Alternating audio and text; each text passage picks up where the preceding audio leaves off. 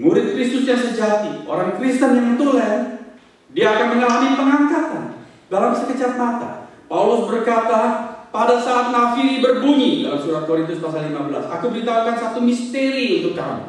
Sesuatu yang mau dijelaskan bagaimana, sebuah misteri, tapi akan terjadi ketika bunyi sangkakala terdengar dalam sekejap mata. Dalam bahasa Inggris dikatakan in a twinkling of an eye. Sekejap mata betul-betul. Kita akan diubahkan dengan tubuh yang baru kalau kita adalah betul-betul milik Yesus Kristus yang dikenal oleh Dia. Orang lain tidak dengar. Seorang murid Kristus yang sejati pada saat seperti itu mendengar bunyi sangkakala, seruan penghulu malaikat. Orang lain tidak lihat, tetapi orang Kristen yang sejati melihat Tuhan Yesus di awan-awan. Dalam peristiwa seperti itu akan banyak terjadi peristiwa hilang lenyap tanpa bekas. Orang-orang yang menyaksikan peristiwa hilang lenyap tanpa bekas adalah orang-orang yang ketinggalan, orang-orang yang tidak diangkat.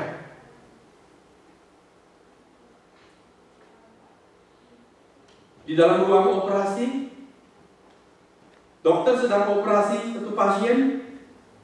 Tadi dia belah perutnya, dia sedang kerja, tiba-tiba, loh, kok kemana itu pasien?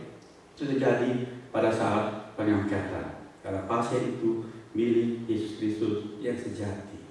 Pada saat pengangkatan, dia lenyap tanpa bekas. Atau ada pasien sedang dikerjakan dokter, perutnya menganga terbuka, habis dibedah di sana, belum selesai, belum dicari, tiba-tiba loh, dokternya kemana? Dokternya diangkat oleh Tuhan. Ya, sepertinya sebuah lelucon. Kita tersenyum, lucu kalau seperti itu. No, saudara. Kalau kita mendalami lebih serius lagi, ini bukan peristiwa yang lucu. Ini peristiwa yang sungguh-sungguh serius. Pada hari itu atau pada detik itu, entah siang atau pagi, sebab dikatakan di dalam Injil Lukas, pada malam itu dua orang tidur di pembaringan. Siapa itu dua orang yang tidur di pembaringan? Analogi yang terdekat adalah suami istri, right? Yang seorang diangkat, yang lain ditinggal. Gak tahu dalam peristiwa itu yang diangkat suami atau istri. Pasti dalam sebuah peristiwa yang satu suami yang diangkat, dalam lain peristiwa istrinya yang diangkat. Kalau itu terjadi atas diri kita dan kita yang mengalami, loh kemana hilang lenyap tanpa bekas? Apakah itu sesuatu hal yang bisa membuat kita tertawa? Tadi kita masih omong, masih bersama-sama. Kita ajak dia omong, loh kemana? Istriku kemana? Wah, saudara, kita mengerti. Dia diangkat, aku ditinggal. Malam hari. Tapi firman Tuhan mengatakan ada dua orang perempuan sedang menghilang. Menghilang artinya menggiling gandum bersama-sama. Mungkin ini adalah orang sekampung, tetangga bertetangga.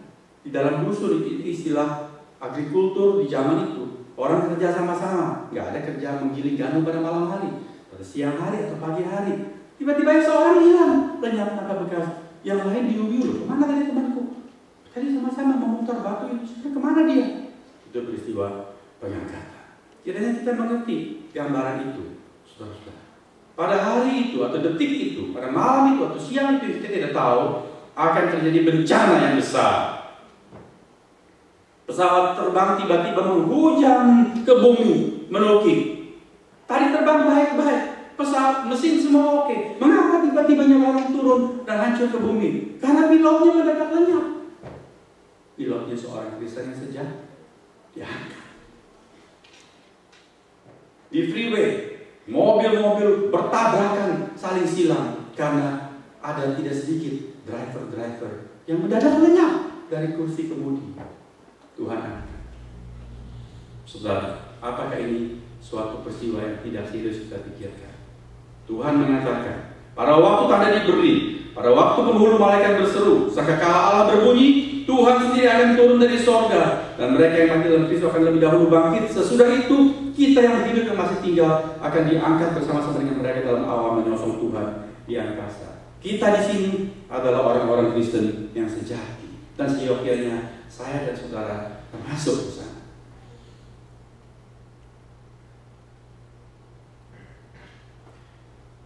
Di dalam bagian ini perlu kita cermati bahwa dipisahkan antara kedatangan Tuhan yang kedua kali dengan peristiwa pengangkatan atau rapture.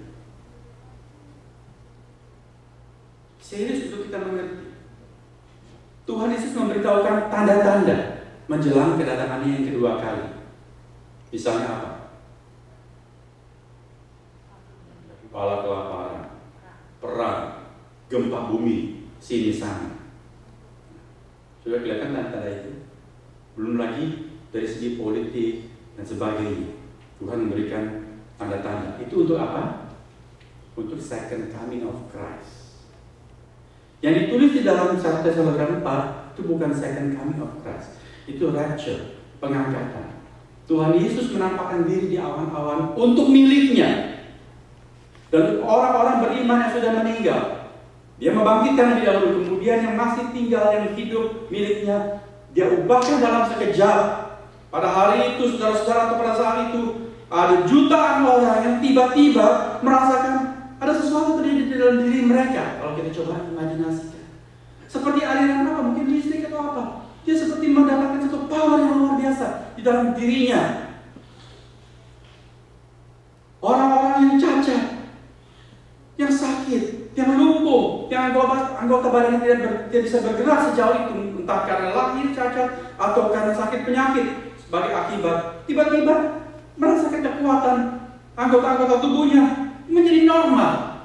Yang buta sekarang melihat apa yang ada di sekitarnya, dan dalam sekejap mereka merasakan sesuatu yang mengangkat mereka. Tubuh menjadi ringan. Kalau mereka sedang di dalam ruangan, mungkin sedang bekerja di kantor, mereka terangkat tembus plafon, tembus dinding beton tanpa merasa sakit. Sebab apa? Tubuh mereka diubahkan menjadi tubuh yang mulia, tubuh kebangkitan, persis seperti tubuh Tuhan Yesus Kristus yang masuk ke dalam ruangan yang terkunci, hadir dan lenyap seperti itu saja. Itulah yang terjadi.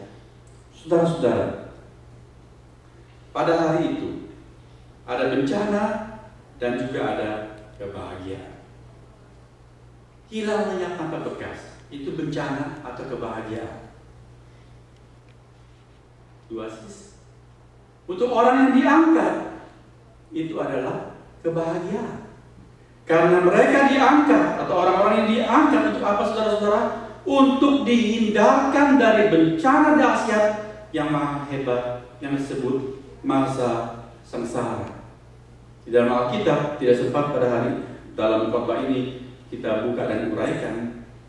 Saudara bisa mengerti secara grafikal saja bahwa menjelang kedatangan Tuhan yang kedua kali akan terjadi pengangkatan. Lalu sesudah pengangkatan itu terjadi bencana yang hebat, masa sengsara yang di dalam nubuat disebutkan 7 tahun masa sengsara itu, tribulation. Apakah 7 tahun betul-betul adalah 7 tahun atau 7 tahun kiasan, kita tidak tahu. Itu adalah nubuatan. Tetapi dalam masa sengsara itu tinggallah mereka yang tidak diangkat. Yang diangkat adalah milik Tuhan, orang-orang Kristen sejati, orang-orang Kristen yang tulen. Tuhan Yesus berkata mengenai orang-orang Kristen yang sejati, kalian adalah garam dunia, kalian adalah terang dunia. Saudara, kalau garam dunia dan terang dunia itu diangkat, dunia ini akan jadi seperti apa? Masa bencana itu, sengsara yang hebat, sebenarnya adalah merupakan konsekuensi logis, satu akibat yang masuk akal, karena orang-orang yang adalah garam dunia dan terang dunia diangkat. Coba hidup kita bayangkan kalau tidak ada garam. Mendadak di grocery store, di mana-mana, tidak ada garam di pasaran. Di rumah kita garam itu habis. Tetangga yang mau pinjam tidak punya garam. Kita bisa rasakan bagaimana hidup. Memang tidak boleh banyak makan garam, tidak boleh banyak makan asin-asin. Tetapi kalau tanpa garam sama sekali, kita juga sakit. Betul? Seorang om di Manado,